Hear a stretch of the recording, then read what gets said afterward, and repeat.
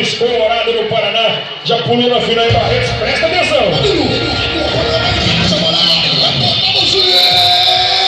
A disputa final.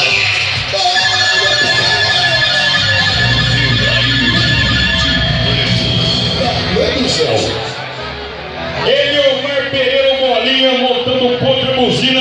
É a primeira vez que ele monta nela e ele falou: não vou desperdiçar. Por quê? Porque estava na vice-liderança, apenas 1,025 atrás do líder. E ele foi para cima, ganhador de 3 carros, 21 motos, bicampeão de Cacilândia. Já venceu Aparecido, Taboada, Inocência. Já foi finalista em Barretos, Colorado. E mais um punhado de rodeio. É mais um show de montaria. Um ótimo animal, um conjunto perfeito. Buzina tirou o pé do chão, 88 pontos. Ibrahim.